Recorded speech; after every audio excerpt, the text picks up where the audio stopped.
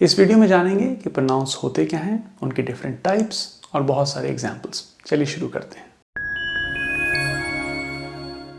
Pronounce replace nouns. किसी भी sentence में नाउन का रिप्लेसमेंट जो करते हैं वर्ड्स, उनको प्रोनाउंस कहते हैं।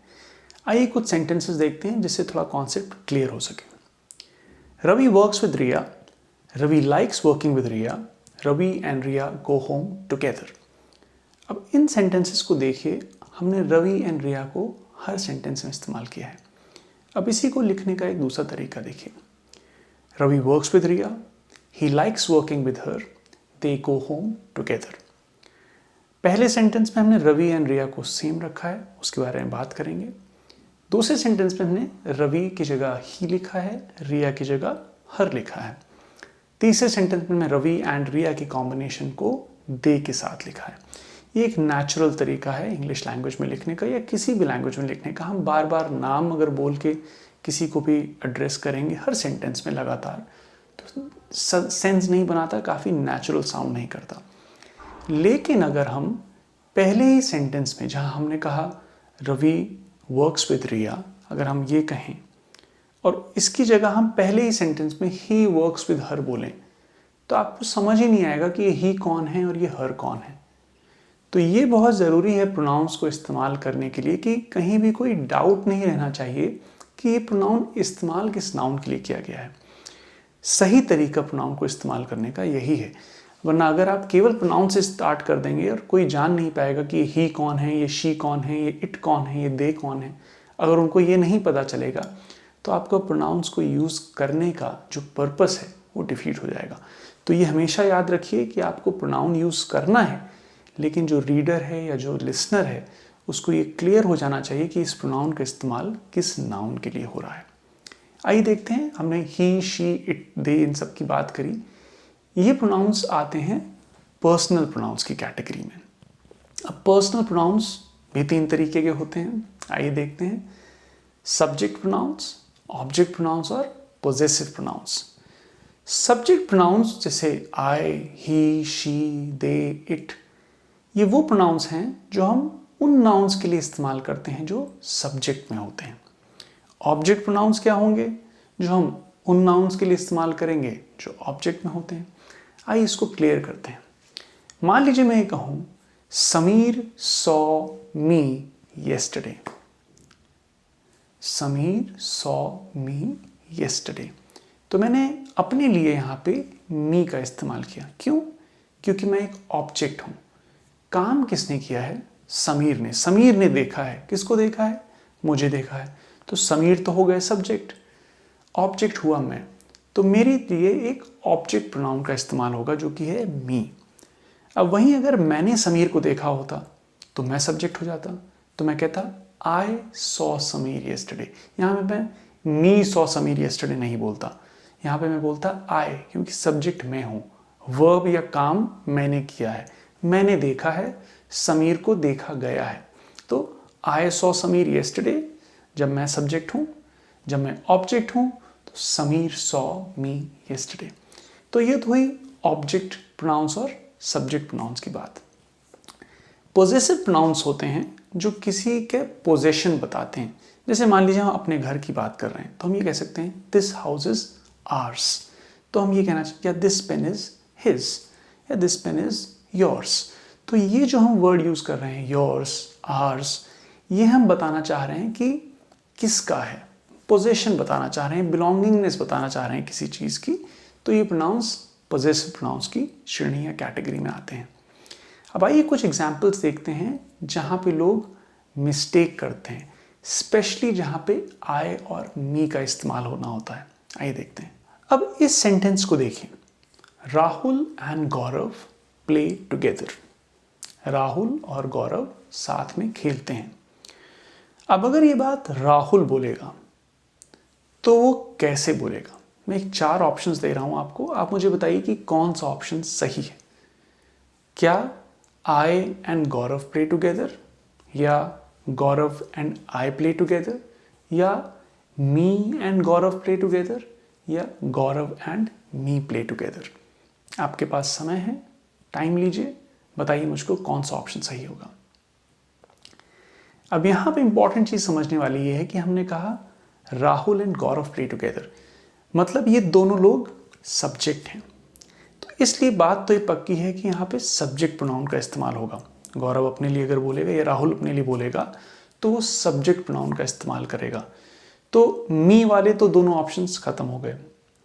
अब अगर राहुल बोल रहा है और वो ये बोल रहा है I and Gaurav play together, grammatically ये भी सही है, लेकिन जो बेटर ऑप्शन है वो है दूसरे को पहले बोलना। तो Gaurav and I play together, जहाँ पे आई एक सब्जेक्ट प्रोनाउन है, तो हम दूसरे को किसी भी पॉजिटिव सेंटेंस में कोशिश करते हैं कि हम दूसरे को पहले रखें और अपने आप को बाद में। This is a polite way of speaking. तो Gaurav and I play together is the most appropriate option to choose from this. अब आइए एक और एरिया देखते हैं जहाँ लर्नर्स मिस्टेक करते हैं। अब मान लीजिए टीचर ने गौरव को और राहुल को एक प्रोजेक्ट दिया है, तो हम कह सकते हैं the teacher give the project to Rahul and Gaurav. अब यहाँ पे अगर गौरव इस बात को कह रहा है तो वो कैसे कहेगा? ऑप्शंस आपके सामने हैं। क्या वो ये कहेगा the teacher gave the project to Rahul and me, या the teacher gave the project to me and Rahul, the teacher gave the project to I and Rahul, the teacher gave the project to Rahul and I? Options आपके सामने हैं, मुझे बताइए कौन सा सही है। अब यहाँ पे आपको पहले देखना है कि सब्जेक्ट कौन है। किसने प्रोजेक्ट दिया? टीचर ने। टीचर है सब्जेक्ट। किन पे काम हो रहा है, किन को दिया गया चीज़ें?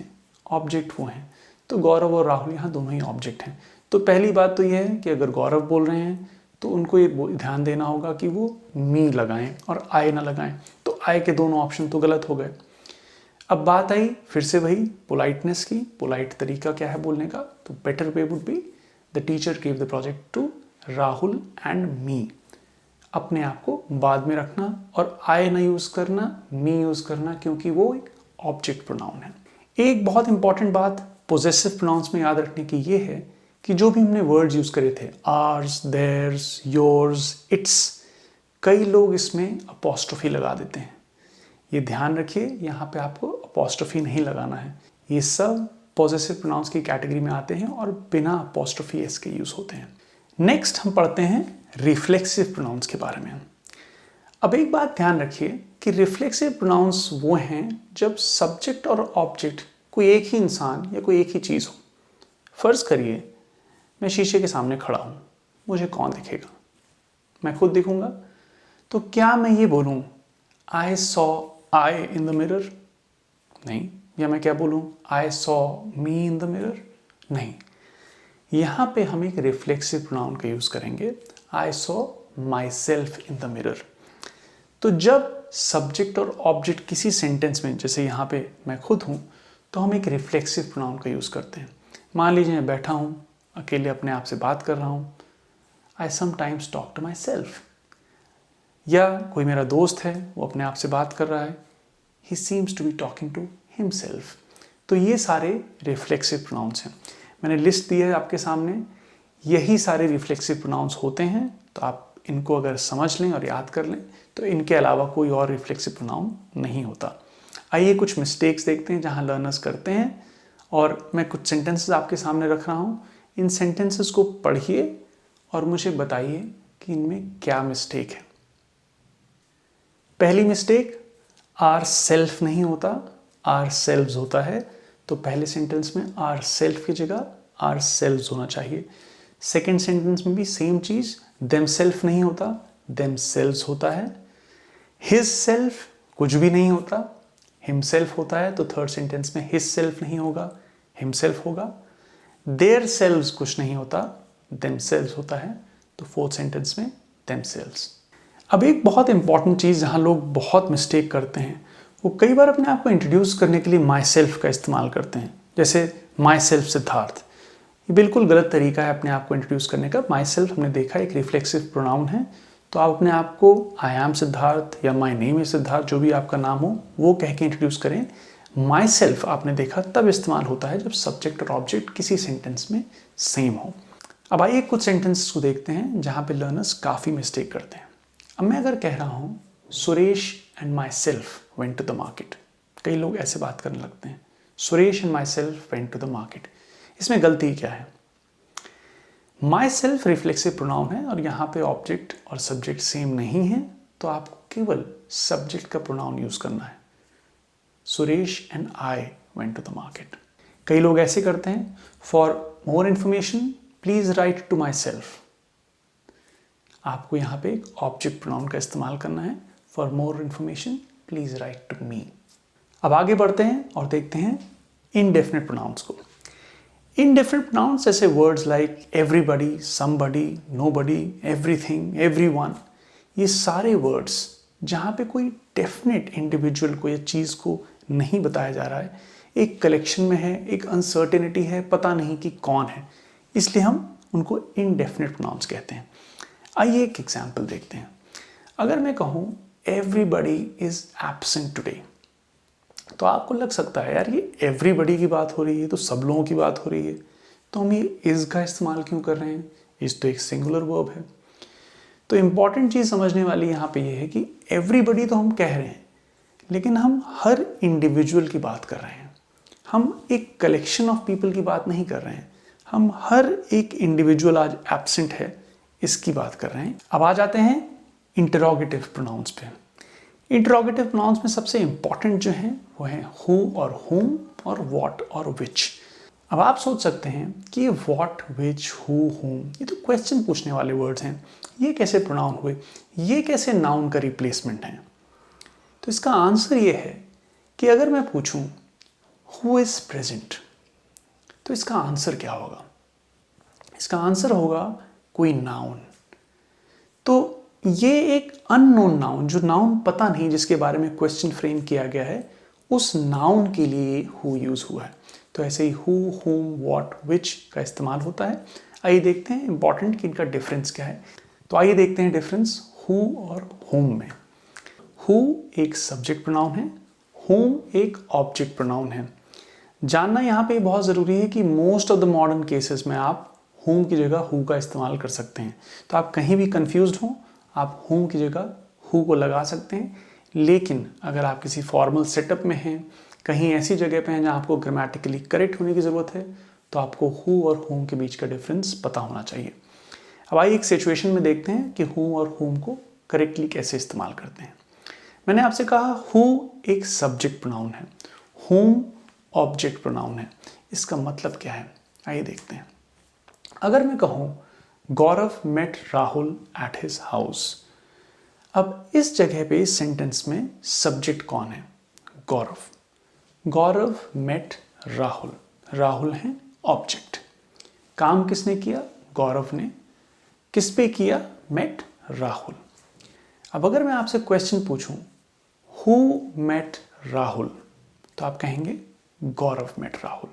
तो मैंने गौरव को जब हटाया तो मैंने पूछा हु, क्योंकि गौरव है subject. Gaurav met Rahul, who met Rahul. अब अगर मैं पूछूं आपसे whom did गौरव मीट, तो आप कहेंगे गौरव मेट राहुल। whom मैंने लगाया किस लिए? क्योंकि मैंने राहुल को हटाया और राहुल क्या था? ऑब्जेक्ट। तो whom did Gaurav meet? Gaurav met Rahul. तो whom लगता है जब हम सेंटेंस में ऑब्जेक्ट को हटा रहे हैं और उस पर क्वेश्चन बना रहे हैं। तो अगर मैं कहूँ whom do you want to meet, आप किससे मिलना चाहते हैं, तो मैं हूँ सब्जेक्ट, मुझसे पूछा जा रहा है, और मैं जिससे मिलना चाह रहा हूँ वो है object. whom do you want to meet? I want to meet गौरव। तो I want to meet, I subject है, गौरव ऑब्जेक्ट है, इसलिए whom do you want to meet। मैंने आपसे कहा मॉडर्न इंग्लिश में आप whom की जगह who का भी इस्तेमाल कर सकते हैं। तो आप किसी से एक इनफॉर्मल सिनेरियो में अगर पूछेंगे who do you want to meet, तो आप गलत नहीं होंगे, लेकिन ग्रामेटिकली एक्यूरेट होने के लिए आपको हु और हुम के बीच में डिफरेंस पता होना चाहिए। अब आइए देखते हैं डिफरेंस व्हाट और विच में। व्हाट हम यूज करते हैं जब हम जनरल चीज़ों की बात कर रहे हैं, विच हम यूज करते हैं जब हम स्पेसिफिक चीज़ों की, लिमिटेड ऑप्शंस की बात कर रहे हैं। एग्जाम्पल्स के साथ देखते हैं। मान लीजिए कि आप एक होटल अपने दोस्त के साथ गए हैं और आपके सामने एक पूरी मेन्यू आती है। आप देखते हैं भाई क्या क्या है, एकदम से वेटर आके आपको बताता है कि सर केवल 2 चीज़ें बची हैं, डोसा और इडली। अब आपका मूड ख़राब हो गया क्योंकि सामान ज़्यादा बचा नहीं है, तो आपने दोस्त से पूछेंगे भाई कौन सा खाओगे, क्या खाओगे। तो पहले आपका क्वेश्चन था जब आपके पास बहुत सारे ऑप्शंस थे, आपका क्वेश्चन होता what do you want to eat. लेकिन जब उन्होंने ऑप्शन रिड्यूस कर दिए और केवल डोसा इडली बचा, तो आप पूछेंगे which do you want to eat, इनमें से क्या खाएंगे। तो विच हम पूछते हैं जब बहुत ही स्पेसिफिक नंबर्स बचे हों, बहुत ही स्पेसिफिक चीज़ें, लिमिटेड ऑप्शंस बचे हों। व्हाट हम पूछते हैं जब बहुत ही वाइड, बड़ी रेंज हो ऑप्शंस की। ऐसे ही बहुत ही लिमिटेड चीज़ें हों, जब गिनी चुनी चीज़ें। अगर मुझसे कोई पूछे, मैं कहूँ आपसे मेरी उंगली में चोट लग गई है, तो आप पूछेंगे which one, in which one. तो आप ये पूछना चाह रहे हैं किस उंगली में चोट लगी है। तो विच का इस्तेमाल हम करते हैं स्पेसिफिक ऑप्शंस जब लिमिटेड ऑप्शंस होते हैं। व्हाट का इस्तेमाल हम करते हैं जब जनरल, बड़ी कैटेगरी हो ऑप्शंस की। तो आइए एक क्विक समरी करते हैं कि हमने क्या क्या सीखा आज के सेशन में। हमने देखा प्रोनाउंस होते क्या हैं। Pronouns replace nouns in a sentence. General regular sound करने के लिए, नेचुरल साउंड करने के लिए हम प्रोनाउंस से रिप्लेस कर देते हैं नाउन्स को। पर्सनल प्रोनाउंस देखे हमने, उसमें सब्जेक्ट प्रोनाउन देखे, उसमें ऑब्जेक्ट प्रोनाउन देखे और पॉजेसिव प्रोनाउंस देखे।